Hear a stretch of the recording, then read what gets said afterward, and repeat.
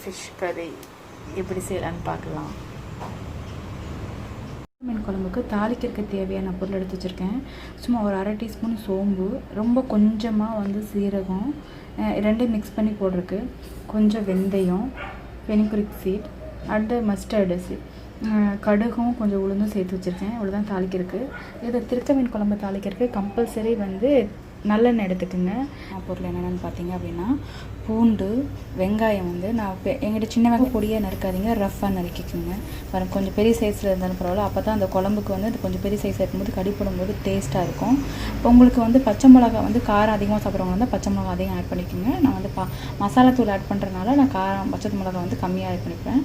கருவேப்பிலை கொத்து, அடுத்து பார்த்திங்கன்னா பூண்டு இவ்வளோ எடுத்துக்கோங்க. இதில் கொஞ்சம் 2-3 பூண்டு நம்ம தனியாக எடுக்கணும். லாஸ்ட்டாக கொதிச்சு இறக்க போகும்போது நம்ம மிளகு கூட இடித்து போட்டு இறக்கும்போது அந்த குழம்பு நல்லா வாசனையாக இருக்கும். அதனால் இதுக்கு ஒரு 4 பூண்டு மட்டும் நம்ம தனியாக எடுத்து நம்ம வச்சுப்போம் இந்த பக்கம். இது நம்ம தாளிக்கும் போதே சேர்த்து வதக்கி நம்ம பண்ணிடலாம். அதுக்கப்புறம் பார்த்திங்கன்னா தேவையான அளவுக்கு புளி, உங்கள் குழம்பு எவ்வளோ வைக்க போகிறீங்களோ அதுக்கு தகுந்த மாதிரி புளி ஊற போட்டுக்குங்க. அப்புறம் வேறு எதுவுமே இல்லைங்க, வெறும் வீட்டில் இருக்கிற குழம்பு மசாலா தூள் மட்டும் ஆட் பண்ணிக்கோங்க. வேறு எதுவும் பெருசாலாம் எதுவும் இல்லை. நான் வீட்டிலேயே அரைச்ச குழம்பு மசாலா தூள் அது நீங்கள் ஆட் பண்ணிக்கோங்க. கூடவே நான் மஞ்சத்தூள் திருக்க நல்லா கியூப்ஸாக கட் பண்ணி மஞ்சத்தூள் போட்டு கழுவி எடுத்து வச்சுருக்கேன். இந்த திருக்க மீன் நம்ம குழம்புக்கு தேவையான, உங்களுக்கு எவ்வளோ குவான்டிட்டி தேவையோ அதுக்கு தகுந்த மாதிரி நீங்கள் மஞ்சத்தூள் போட்டு கழுவி உப்பு மஞ்சத்தூள் போட்டு நல்லா உரைச்சி கழுவி எடுத்து வச்சுக்கோங்க. பாருங்கள், அதுக்கு கொஞ்சம் ஒரே ஒரு தக்காளி மட்டும் நான் எடுத்து வச்சுருக்கேன். எனக்கு ஃப்ரெஷ் தக்காளி கிடைக்கல, அதனால் டின்னில் இருக்கிற தக்காளி தான் எனக்கு எடுத்து வச்சுருக்கேன். கொரோனா வைரஸ்னால இப்போ தக்காளியே வர்றதில்லை.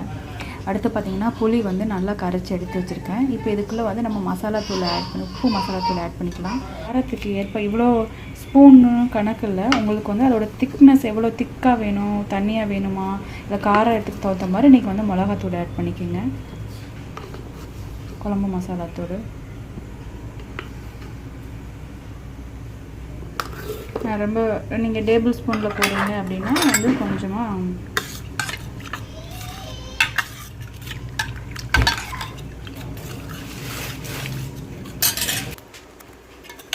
இந்த அளவுக்கு நம்ம திக்காக இந்த அளவுக்கு திக்காக இருக்கிற மாதிரி நம்ம கலக்கிக்கணும்.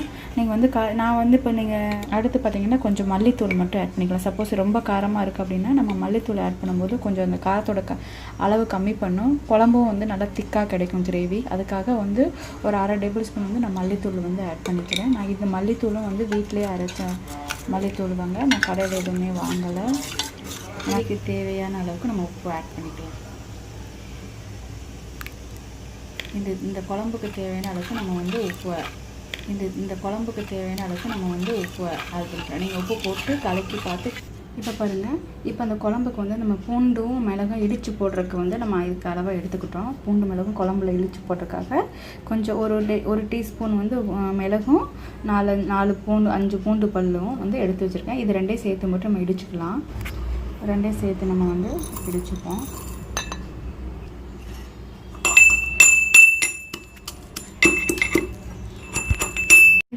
திருக்க மீன் குழம்பு சேர்க்க நம்ம ஒரு பாத்திரம் வச்சாச்சு. அது நல்லா ஹீட் ஆனதுக்கப்புறம் தேவையான அளவுக்கு நல்லெண்ணெய் ஊற்றிடுங்க.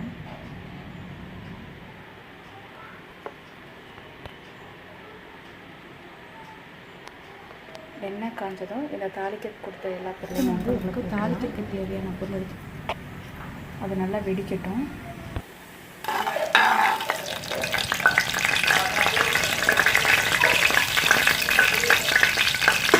நல்லா வெடிக்கட்டும். வெடிச்சோன்னையும் அதை வச்சு இது கூட ஃபஸ்ட்டு பூண்டை போட்டுடலாம். பூண்டு அந்த எண்ணெயிலே நல்லா வதங்கிருக்கும். பூண்டு இந்த நல்லெண்ணெய் நல்லா வதங்கி அந்த பூண்டோட ஃப்ளேவர் அந்த எண்ணெய்க்குள்ளே இறங்கணும். அப்போ தான் அந்த குழம்பு அந்த பூண்டு அந்த குழம்புக்குள்ளே அந்த பூண்டோட ஸ்மெல்லும் சேர்ந்து நல்ல ஒரு ஸ்மெல் கொடுக்கும். டேஸ்ட் ஆல்சோ அதிகரிக்கும். இந்த பூண்டு பார்த்திங்கன்னா கலர் மாறிடுச்சா. இப்போ நம்ம வெங்காயத்தை ஆட் பண்ணிக்கலாம்.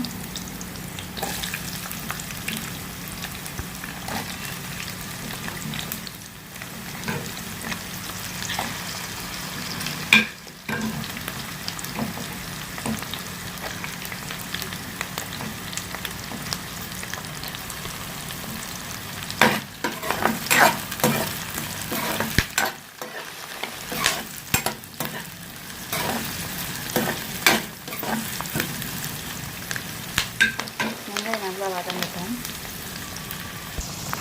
கருவேப்பிலை கொஞ்சம் ஆட் பண்ணிக்கலாம். உங்கள்கிட்ட கருவேப்பிலை நிறைய வச்சுருந்தீங்க அப்படின்னா கண்டிப்பாக தாராளமாக 2-3 கொத்து கூட போடுங்க. 2 கொத்து கருவேப்பிலை போட்டுக்கலாம். நல்லா வதங்கிருக்கு வெங்காயம். இந்த டைமில் வந்து நம்ம வந்து தக்காளி ஆட் பண்ணிக்கலாம்.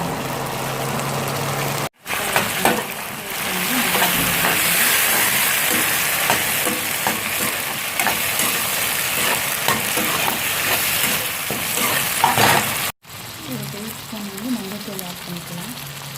நம்ம டைமில் கலக்கி வச்சுருக்காங்க வந்து இது வந்து நல்லா கொதி விடணும். ஏன்னா இதில் இப்போ அப்போவே நம்ம மிளகாத்தூள் உப்பு எல்லாம் போட்டாச்சு. இது நல்லா கொதி விடணும். நல்லா கொதி வந்ததுக்கப்புறம் அதை கூட திருக்க மீன் ஆட் பண்ணால் போதும். நல்லா கொதிச்சு நல்லா இந்த ஸ்டேஜில் வந்து இந்த மீன் வந்து நம்ம கொஞ்சம் ஆட் பண்ணிக்கலாம்.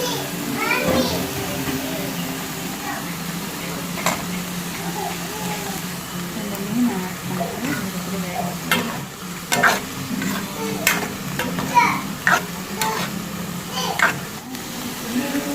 இப்போ இதை வந்து ஒரு 5 நிமிஷம் 8 நிமிஷம் 10 நிமிஷம் நம்ம வந்து இதை வேக வச்சுக்கலாம்.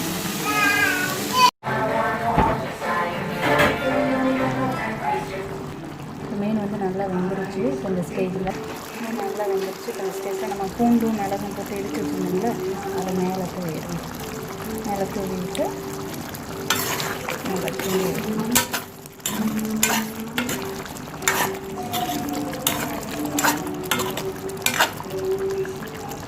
கிண்டிட்டு ஒரு 3 மினிட்ஸில் ஆஃப் பண்ணிடுங்க. அவ்வளோதான். இப்போ இதை தூவி விட்டு அவ்வளோ ஆஃப் பண்ணிட்டு மூடி வச்சுருக்கனால அந்த சூட்டுக்கே வேணும் அந்த பூண்டும் மிளகும் அப்சர்வ் ஆகிடும். நல்ல ஒரு ஸ்மெல் கிடைக்கும். அவ்வளோதான்.